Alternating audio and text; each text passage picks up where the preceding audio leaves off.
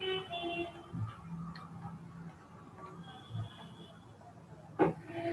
हम complex number में आगे बढ़ते हैं। आज हम कुछ प्रॉपर्टीज पढ़ेंगे।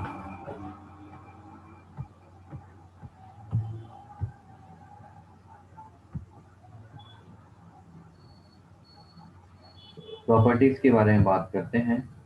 तो पहले एक तरफ हम मॉडुलस की प्रॉपर्टी की बात करेंगे और दूसरी तरफ कॉन्जुगेट की। मॉडुलस ऑफ कॉन्जुगेट के बारे में तो हम जान चुके थे पहले।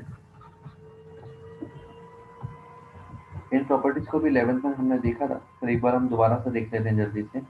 बहुत बेसिक चीजें हैं कि यदि हमें ऐसा दिया है मॉडुलस ऑफ माइनस जेड, या फिर मॉडुलस ऑफ जेड बार, या फिर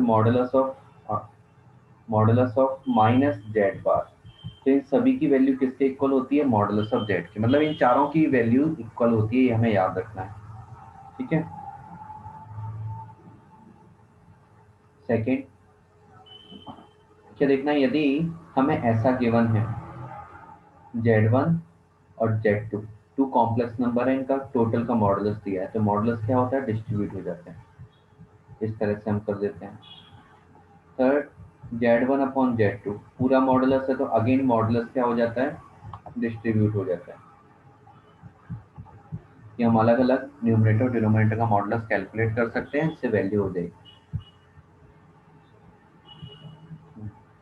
कॉन्जुगेट में हम देखें तो कॉन्जुगेट में ये प्रॉपर्टी लेते हैं हम। अच्छा, ये कि यदि किसी नंबर का हम कॉन्जुगेट ले चुके हैं, उसका हम दोबारा से कॉन्जुगेट लेंगे, तो वैल्यू क्या आएगी? वो वैल्यू वापस आ जाती है। जैसे हम बोलते हैं ना, उल्टे का उल्टा सीधा। तो किसी चीज का हमने कॉन्जुगेट लिया, उसको दोबारा से कॉन्जुगेट लिया, डबल कॉन्जुगेट लेने से वैल्यू सेम हो जाती है। यदि दो चीजें मल्टीप्लाई में हैं और पूरे का कॉन्जुगेट है, तो हम इंडिविजुअल का भी कॉन्जुगेट ले सकते हैं।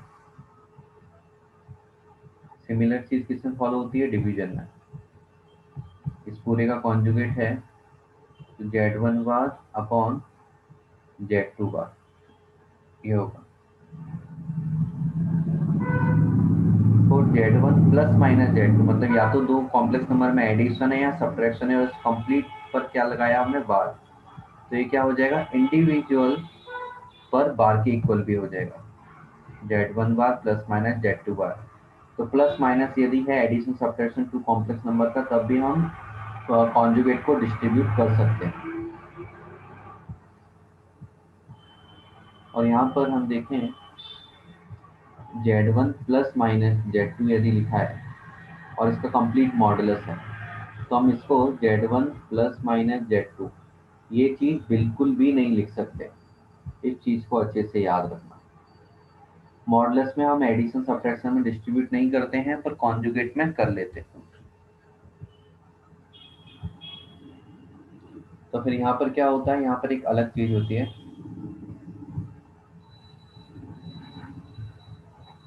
हम यदि ऐसा लिख रहे हैं मॉड Z1 प्लस Z2, तो ये होता है less than equal to mod modulus of Z1 plus modulus of Z2 and greater than equal to modulus of Z1 minus modulus of Z2 का होल मॉडुलस। इस पूरी चीज के इक्वल होता है। सेम जब हम बीच में माइनस लगा देते हैं, उसमें भी यही वाली चीज फॉलो होती है।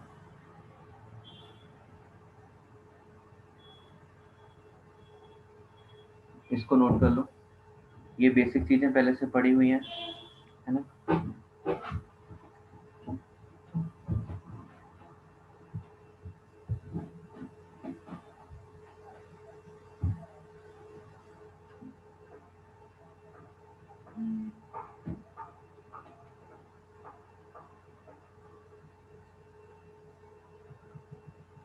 तो आगे हम बढ़ते हैं। एक इम्पोर्टेंट चीज हमें सीखनी है कि जब भी ऐसा दिया जाएगा हमें एक एक रिलेशन है, z z bar is equal to mod z square.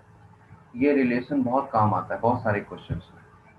इस रिलेशन को याद रखना है। ऐसा क्यों होता है, इसका प्रूफ भी हम देख सकते हैं कि यदि हमने जेड को लिखा एक्स प्लस आयोटा वाई, तो जेड बार क्या हो जाएगा? X minus iota Y.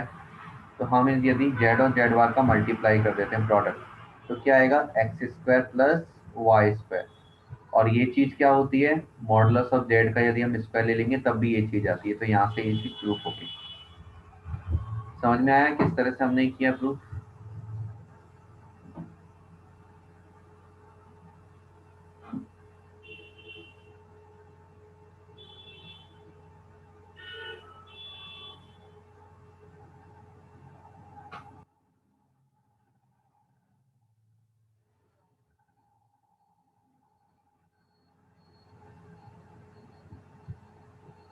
और ये स्पेशली कहाँ काम आता है, जब हम मॉड जेड का वैल्यू 1 लेते हैं या फिर हमें 1 वैल्यू दिया जाए किसी क्वेश्चन में। तो याद रखो, कभी भी मॉड जेड यदि 1 दिया है, इसका मतलब 99.9% चांस है कि उसमें ये वाला ही फॉर्मूला अप्लाई होगा, ये कंडीशन अप्लाई होगी प्रॉपर्टी। है ना? 5 स्टार। जब भी मॉड जेड का वैल्यू 1 दे दिया या किसी भी कॉम्प्लेक्स नंबर के मॉडुलस का वैल्यू 1 दे दिया, तो ये प्रॉपर्टी अप्लाई होनी ही होनी है, क्योंकि यहाँ हमने वैल्यू 1 पुट कर दी। तो z z bar is equal to कितना आ जाएगा, 1। तो यहाँ से हम ये भी कंक्लूड कर सकते हैं जेड इज इक्वल टू 1/जेड वार। और दूसरी चीज क्या कंक्लूड कर सकते हैं हम, Z bar is equal to 1/जेड। ये दोनों चीजें हम कर सकते हैं। इसको नोट कर लो, नोट हो जाए तो डन लिखकर मैसेज करो, या कोई डाउट है तो वो भी बताओ।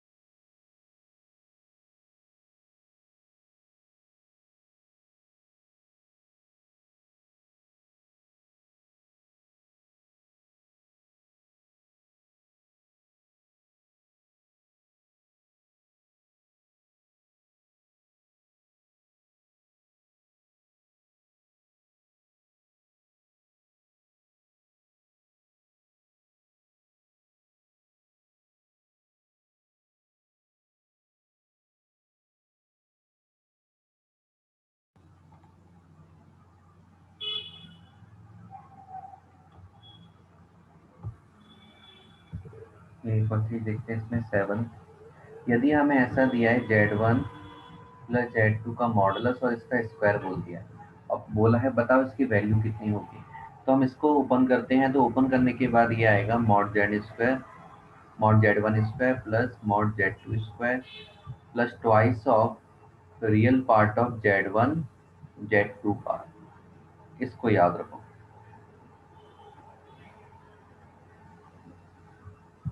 और इसी में यदि प्लस की जगह यहाँ माइनस हो तो फिर यहाँ माइनस आ जाता है, बस इतना सा चेंज आता है।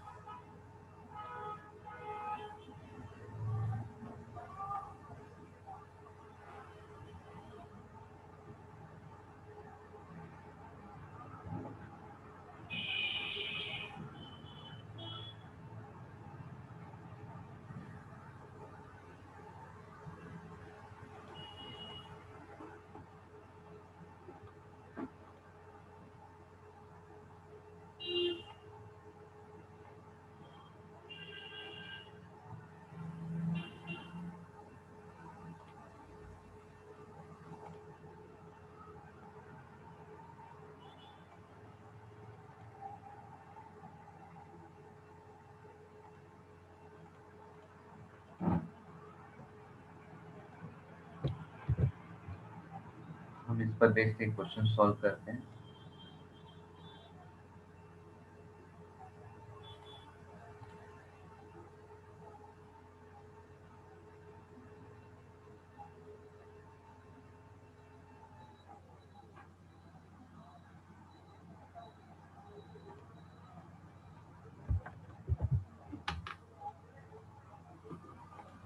ये हमारा क्वेश्चन है, हमें बोला है if z is equal to x plus iota y, and डब्ल्यू इज इक्वल टू ए, डब्ल्यू की वैल्यू हमें गिवन है, देन सो दैट कि यदि मॉड ऑफ डब्ल्यू इज इक्वल टू 1 है तो जेड इज प्योरली रियल।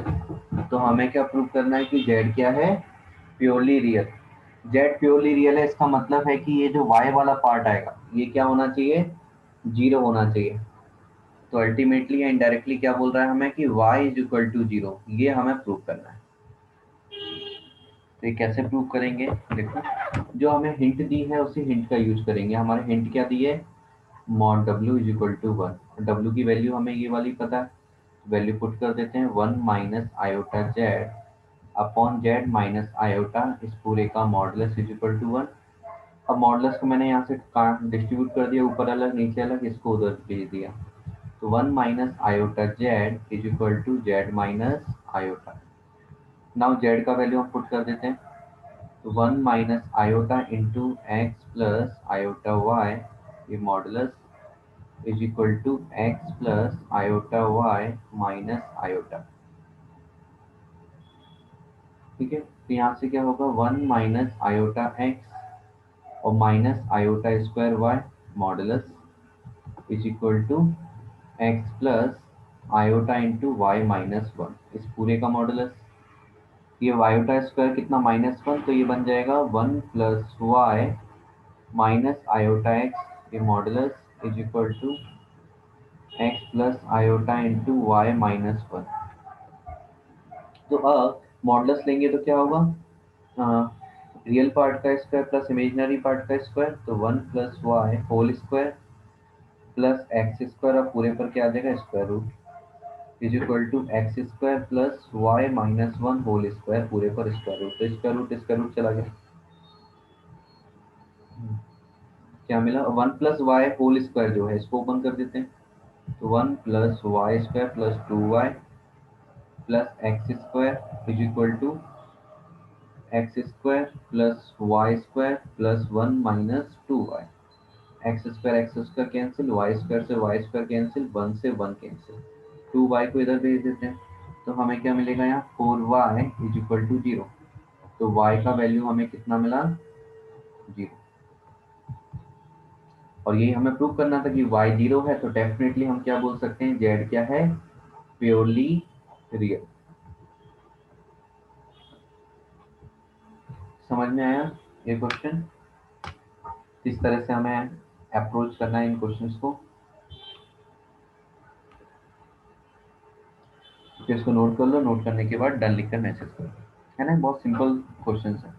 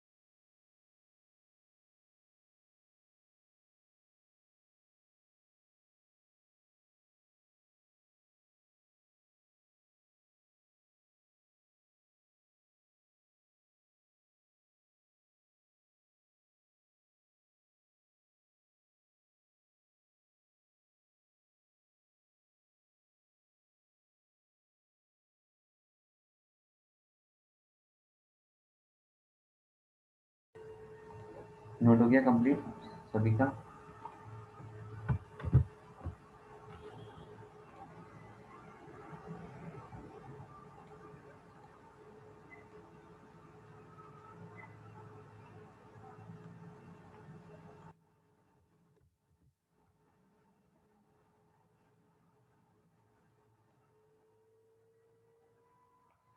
तो ये क्वेश्चन है, हमें यहाँ बोला है if alpha and beta different complex numbers with modulus of beta is equal to 1। अब यहाँ पर हमने क्वेश्चन पढ़ा और हमें एक चीज दिमाग में बैठ गई, यहाँ पर ये चीज गिवन है और इससे कुछ हमें याद आता है। क्या याद आता है, beta beta bar is equal to modulus of beta square, उसका वैल्यू वन है तो ये इसका वैल्यू भी वन आ जाएगा, beta into beta bar is equal to one. देखते हैं कहाँ काम आएगा। पर 99% चांस होता है कि ये चीज काम आती है। हमसे पूछा कि आगे क्वेश्चन पढ़ा, then find the value of this. अब इसकी वैल्यू हमसे पूछिए, इसको थोड़ा हम अच्छे तरीके से लिखते हैं, beta minus alpha upon 1 - alpha bar beta, और इसका मॉडुलस है। इसकी वैल्यू हमसे पूछी गई है और कुछ हमें नहीं दिया। तो इसका मतलब हम इसको ट्राई करके तो देखें, क्योंकि हमें ज़्यादातर चांस लगता है कि इसको यूज करना ही हमें पड़ेगा सॉल्व करने के लिए। तो यहाँ से हम देखें, यहाँ पर जो बीटा लिखा हुआ है ना, यहाँ भी बीटा है और यहाँ भी बीटा है। तो अभी मैं ऊपर वाला जो बीटा है इसकी जगह यहाँ वैल्यू पुट करना चाहता हूँ। बीटा की वैल्यू कितनी आ जाएगी, 1/बीटा बार। इसको हम पुट कर देते हैं यहाँ।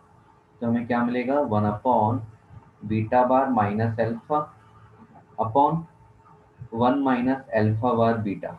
ये मॉडुलस, एलसीएम लेंगे तो क्या मिलेगा हमें, 1 - beta bar into alpha upon beta bar, पूरे के अपॉन में 1 - अल्फा बार बीटा, पूरे का मॉडुलस।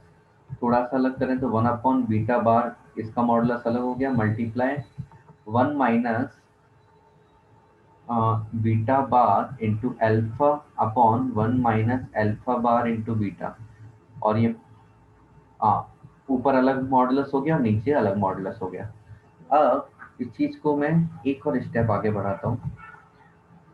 अच्छा, अभी हमने पढ़ा था मॉडुलस में प्रॉपर्टी है mod of z bar is equal to mod z होता है। तो यहाँ मॉडुलस ऑफ बीटा की वैल्यू कितनी गिवन है हमें, 1। तो मॉडुलस ऑफ बीटा बार इसकी वैल्यू भी कितनी होगी, 1। तो ये 1 ही लिख दिया, 1/1। यहाँ पर मैं इसको ऐसा लिखना चाहता हूँ कि 1 - बीटा अल्फा बार का whole bar modulus upon 1 - alpha bar beta, ये मॉडुलस। ऐसा क्यों लिखा मैंने, क्योंकि देखो बीटा पर मॉडुलस था, अल्फा पे नहीं था, और 1 तो रियल नंबर है, इस पर मॉडुलस लगाओ चाहे नहीं लगाओ कोई मतलब ही नहीं है। तो मैंने बीटा पर से मॉडुलस हटाया, अल्फा पे लगाया और पूरा बार। इसलिए इसको ऐसा इसलिए किया क्योंकि यदि मैं इस चीज को जरा आप साइड में देखते हैं, अच्छे से एनालाइज करते हैं। अब मैं इसको सॉल्व करता हूँ तो 1 पर बार आएगा माइनस बीटा और अल्फा बार पर होल बार आएगा। तो ये वाला जो टर्म है यदि हम इसको और सॉल्व करें तो क्या आएगा, बीटा बार आएगा, अल्फा बार पे अल्फा बार आएगा। किसी पर भी डबल बार आता है तो वो चीज क्या हो जाती है, वो ही बन जाती है। तो देखो इसको इसको सॉल्व करने से क्या ये वाली चीज बन रही है, बन तो रखा ही रहेगा, 1 माइनस, यहाँ भी 1 - बीटा बार अल्फा। तो इसको ऐसा लिख सकते हैं। अब लेकिन ऐसा लिखने का फायदा क्या हुआ कि ये वाली जो चीज थी और ये वाली चीज दोनों क्या है, सेम है। तो यदि मैं इसको पी एज्यूम करता हूँ, मतलब ये पी है, तो ये पी और इस पर बार, इन दोनों के मॉडुलस सेम होंगे तो इनकी वैल्यूज को हम कट कर सकते हैं। तो फाइनल आंसर कितना आ जाएगा हमारा, 1। इस तरह से हम इसका आंसर निकालेंगे। समझ में आए इसके सारे स्टेप्स, किसी स्टेप में कोई प्रॉब्लम।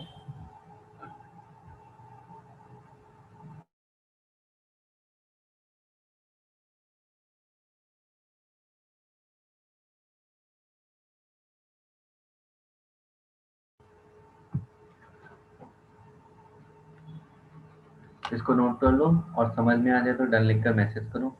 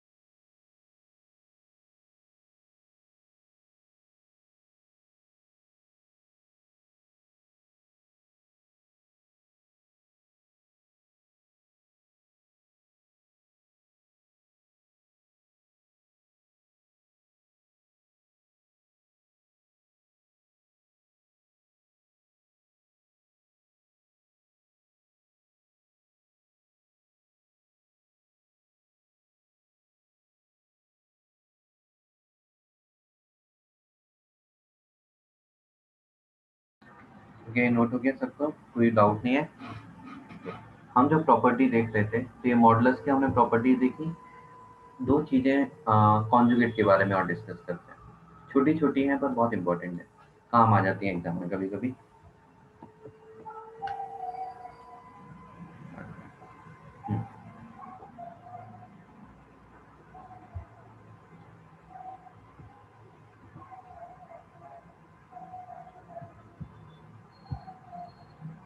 एक पॉइंट है कि यदि हमारा कोई जेड है, इसको यदि हमने जेड बार से ऐड कर दिया, तो हमें क्या मिलता है आंसर। इसको हम कैलकुलेट करके ही देख लेते हैं, जिससे हमें अच्छे से याद भी रहेगा फ्यूचर के लिए। जेड मैंने एज्यूम किया X plus iota Y, Z bar हमें क्या मिलेगा, एक्स माइनस आयोटा वाई। यदि हम जेड प्लस जेड बार कर रहे हैं, तो क्या मिलने वाला है हमें, टू आइस ऑफ एक्स, मतलब आयोटा वाला टर्म गायब हो जाएगा, तो ये चीज हमें क्या मिलेगी, प्योरली रियल। या फिर हमें ऐसा बोले twice of real part of Z, ये हमें मिलेगा। और ये होगा क्या, प्योरली रियल भी हो। तो हम यहाँ से एक और कंक्लूजन निकाल सकते हैं कि कभी भी किसी का आ, हम मतलब कभी भी हमें ऐसा रियल पार्ट निकालना है, तो उसको हम इससे ऐड भी कर सकते हैं। इस तरह का हम कंक्लूजन निकाल सकते हैं, कभी कभी जरूरत पड़ती है, जनरली नहीं पड़ती, पर ये काम आ जाता है कई बार। इसका एक और फॉर्म देखते हैं हम। यदि हम z माइनस जेड वाले लेते हैं, तो यदि हम माइनस करेंगे तो एक्स एक्स कैंसिल हो जाएगा, और हमें क्या मिलेगा यहाँ पर, twice of imaginary part of Z with iota obviously. तो ये क्या हो जाएगा, प्योरली इमेजनरी। प्योरली इमेजनरी मतलब जिसमें रियल पार्ट बिल्कुल भी नहीं है, ये चीज हो गई। और दो और इम्पोर्टेंट चीज, कि कभी भी हमें ऐसा दे दिया कंडीशन में z is equal to Z bar, तो कभी भी किसी कॉम्प्लेक्स नंबर का वैल्यू उसके कॉन्जुगेट के इक्वल कब आएगा, केवल उस केस में जब वो क्या है, प्योरली रियल। तो इसको भी हम लिख सकते हैं, और ये चीज कहाँ से आती है, यहाँ से आती है, या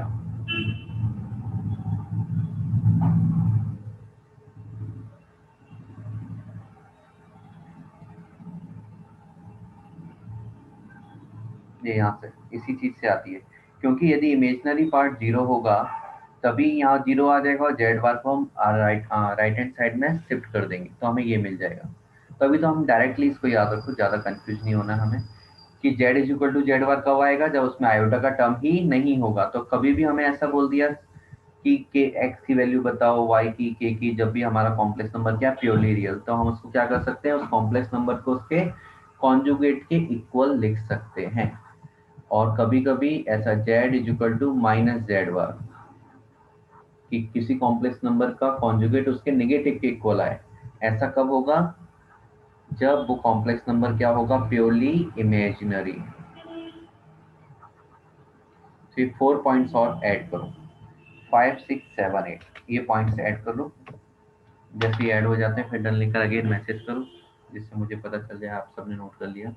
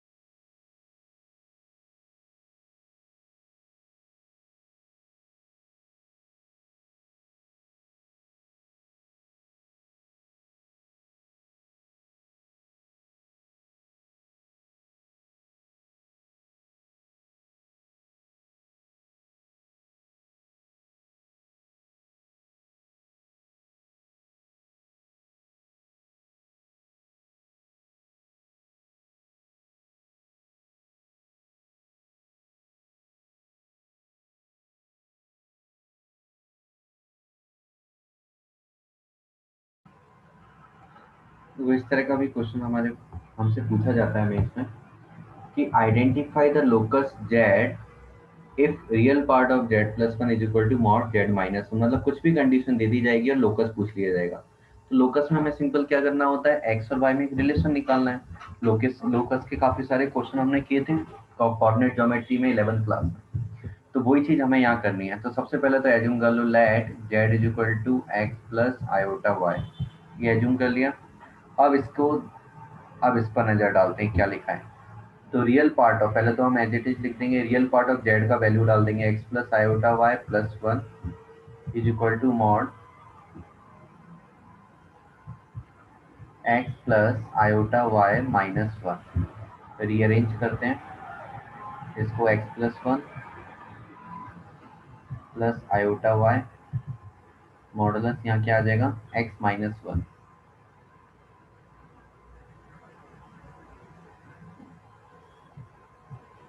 x minus one plus iota y modulus. अब इसमें रियल पार्ट बोला है तो ओनली ये वाली वैल्यू हम लिख देंगे, ओनली जो रियल है। X plus one is equal to, या मॉडुलस है तो क्या लिखेंगे, x minus one whole square plus Y square, इस पूरे पर क्या आ जाएगा, स्क्वायर रूट। और इस स्क्वायर रूट को रिमूव करने के लिए हमें क्या करना है, दोनों तरफ स्क्वायरिंग। तो यहाँ पर X plus one whole square open ही कर देते हैं डायरेक्ट हम।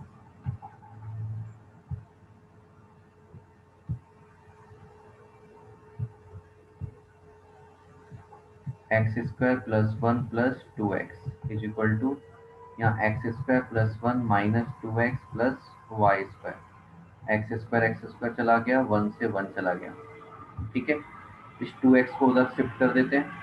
तो ये क्या हो जाएगा, four x is equal to y square. तो ये लोकस मिल गया हमें, कौन सा, पैराबोला, जिसको हम इसमें ज़्यादा फैमिलियर होते हैं, y square is equal to four x. ये हमारा आंसर आ गया।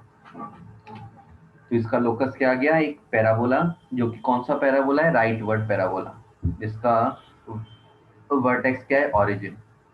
तो इसमें हमें ऐसा भी क्वेश्चन पूछा जाता है, ये एडवांस में है। सिंपल ये दे देंगे कि जो लोकस है, लोकस आइडेंटिफाई करो, और फिर उसमें यदि पैराग्राफ वाला क्वेश्चन दे दिया तो अलग अलग क्वेश्चन, लेटर सेक्टम का लेंथ क्या होगा, वर्टेक्स क्या होगा, फिर कुछ और कंडीशन दे देंगे, टेंजेंट भी पूछ लेंगे।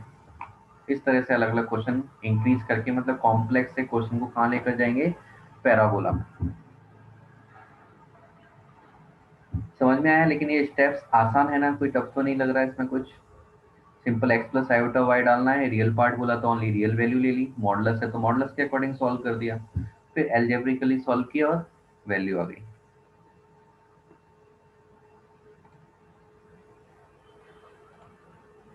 इसको नोट कर लो।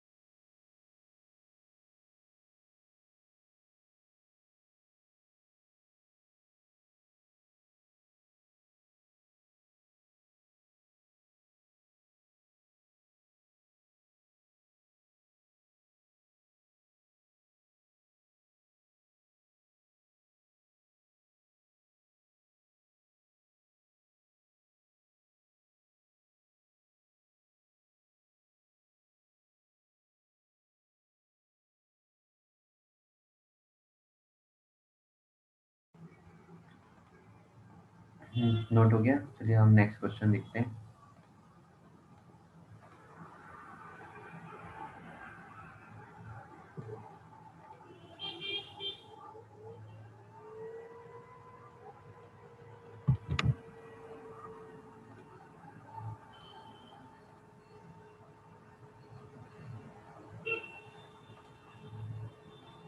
ये थोड़ा एक अलग तरह का क्वेश्चन है, देखते हैं ऐसा क्वेश्चन आया तो हम इसको कैसे टैकल करेंगे। हमें बोला है if mod z is equal to one, mod z one is equal to one, mod z two is equal to two, mod z three is equal to three. तो और ये भी दिया है इसकी वैल्यू इतनी है, modulus of nine Z one Z two plus four Z one Z three plus Z two Z three is equal to 12। Then find the value of ये modulus of Z one plus Z two plus Z. तो इसको solve करने के लिए हमें पहले से समझ पता होना चाहिए कि किस तरह से हमें अटेम्प्ट करना है। सबसे पहले तो इस पर गौर करो, इसको देख के कुछ याद आ रहा है? मॉडुलस की प्रॉपर्टी कि z one bar is equal to one, ऐसा लिख सकते हैं। अच्छा, यहाँ से भी हम ऐसे ही लिखेंगे। एक्चुअली मॉड का स्क्वायर आता है तो वन का स्क्वायर वो वन होगा। हम यहाँ पर पहले स्क्वायर कर देते हैं। जैसे मॉड जेड टू स्क्वायर क्या हो जाएगा, z two bar is equal to कितना, फोर। ये चीज हम लिख सकते हैं, ऐसे स्क्वायरिंग यहाँ करेंगे। जैसे मॉड जेड थ्री स्क्वायर को हम प्रॉपर्टी से क्या लिख देंगे, z three bar is equal to three का स्क्वायर कितना होता है, नाइन। तो देखो नाइन फोर और यहाँ कोएफिशिएंट कुछ नहीं है, इसका मतलब वन। तो वन फोर नाइन थोड़ा थोड़ा मैचिंग करता हुआ दिख रहा है। अब हम वैल्यूज पुट कर देते हैं यहाँ पर। नाइन की जगह हम ये वाली वैल्यू डाल देते हैं। तो क्या z three bar z three z one Z two, four की जगह क्या आ जाएगा, z two bar z two z one Z three. And इसकी जगह क्या आ जाएगा, वन की जगह यहाँ पर कुछ नहीं है मतलब वन है, Z one bar z one Z two Z three, ये मॉडुलस। और इक्वल में कितना लिखा है, 12। अब देखो कॉमन क्या आ रहा है, Z one Z two Z three, इन सभी में से कॉमन आ रहा है। कॉमन निकाल देते हैं, Z one Z two Z three.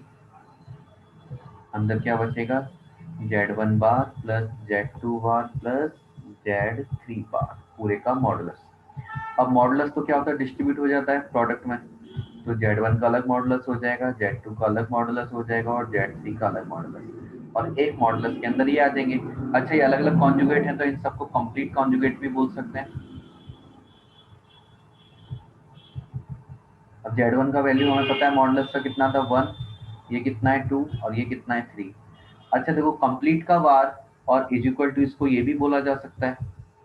हमें प्रॉपर्टी से पता है कि मॉड जेड बार और मॉड जेड, इन दोनों का बार वैल्यू सेम होता है, तो कंप्लीट का बार या फिर विदाउट बार मॉडुलस सेम आएगा। नाउ टू से इसको सिक्स टाइम कैंसिल किया, थ्री से टू टाइम कैंसिल कर दिया, तो Z one plus Z two plus Z three, इस कंप्लीट मॉडुलस की वैल्यू कितनी आ गई हमारे पास, टू।